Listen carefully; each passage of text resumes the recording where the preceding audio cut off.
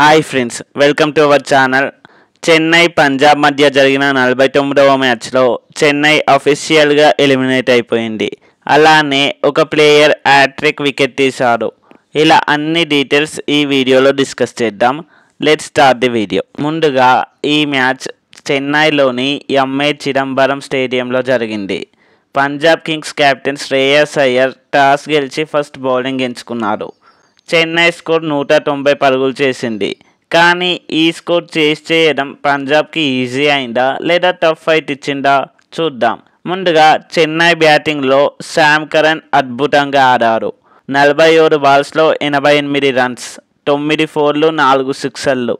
16th ఓవర్లో సూర్యాంశ్ సెడ్డే బౌలింగ్లో 26 పరుగులు కొట్టారు. చెన్నై 200కు పైగా స్కోర్ చేస్తుందని అందరూ అనుకున్నారు.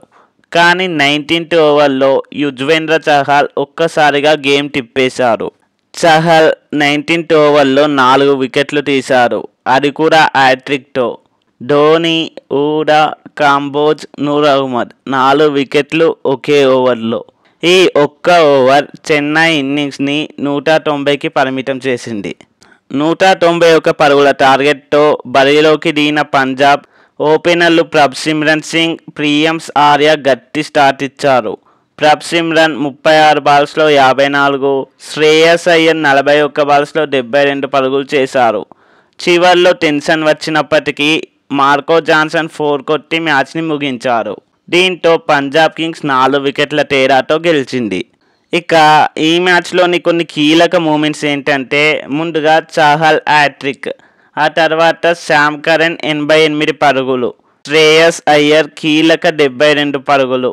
చెన్నై బౌలింగ్లో మతీస్ పతిరానా, నూర్ అహ్మద్ ప్రయత్నించారు. కానీ చహల్ ఓవర్ తర్వాత గేమ్ పూర్తిగా పంజాబ్ వైపు వెళ్ళింది.